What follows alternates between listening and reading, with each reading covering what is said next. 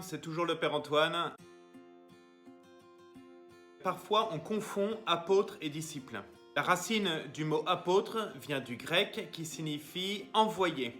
Les apôtres, en fait, sont ceux qui sont missionnés par Jésus et qui se sont mis à être témoins de Jésus dans les villes pour baptiser ou pour porter la bonne nouvelle. Les disciples sont ceux qui, en effet, suivent Jésus. Certains ont été appelés personnellement, d'autres, en fait, sont guéris par Jésus et qui se sont mis à le suivre.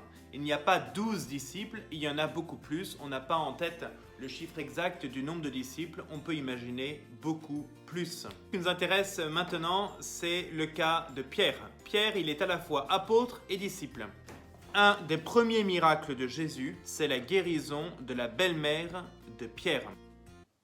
Donc Pierre, s'il avait une belle-mère, ça veut dire qu'il était marié. On ne va pas raconter tous les moments où Pierre et Jésus se sont retrouvés. On peut dire que Pierre, petit à petit, a découvert que Jésus était plus qu'un homme. Il était vraiment le Fils de Dieu.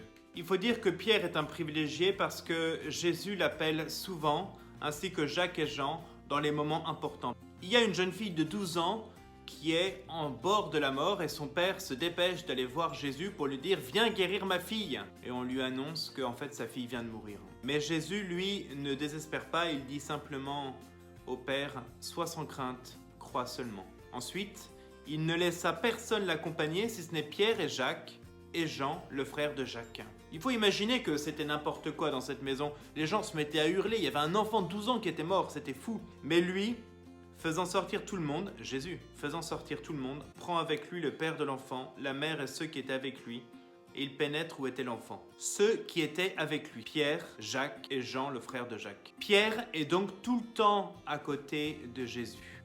Et tenant l'enfant par la main, il lui dit « Talita koum », ce qui se traduit « Fillette, je te le dis, lève-toi ».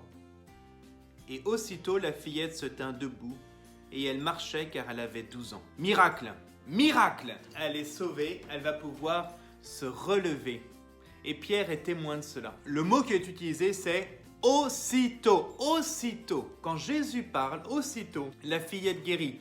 Et on l'a vu au premier épisode, quand Jésus appelle Pierre, aussitôt, Pierre obéit. Cet aussitôt, c'est la marque de l'action de Dieu dans nos vies. Aussitôt, tout est changé. J'en viens enfin au moment de gloire de Saint Pierre, au moment où un des premiers, il reconnaît que Jésus est plus qu'un homme. C'est ça la grandeur de Pierre, il reconnaît que Jésus est plus qu'un homme. En chemin, il interrogeait ses disciples en leur disant « Au dire des gens, qui suis-je » Et vous savez, c'est le moment où les uns les autres, tout le monde s'interroge « Oui, c'est Jean-Baptiste, tu es Élie, tu es un des prophètes. » Et là, au verset 29, et lui les interrogeait « Mais pour vous, qui suis-je » Prenant la parole, Pierre lui dit « C'est toi le Christ. » Aujourd'hui, ça nous paraît évident. Et évidemment qu'on sait que Jésus, c'est le Christ. D'ailleurs, on dit Jésus-Christ.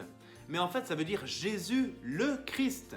Et le Christ, qu'est-ce que ça veut dire? Ça veut dire celui qui a reçu l'onction, l'huile qui lui a été mise. Il a été choisi par Dieu. Jésus, celui qui est oint, qui est l'élu. L'élu, ça me fait penser au baptême de Jésus par Jean-Baptiste.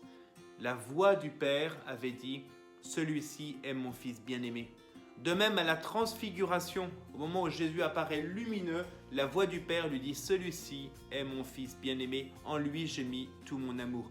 Il est l'élu. Mais une chose, c'est que ce soit le Père qui le dise, et une autre, ce soit Saint Pierre qui le dise. Pierre a une foi immense, il a un enthousiasme, il a une amitié avec Jésus, et il nous interroge un peu nous aussi. Et nous ?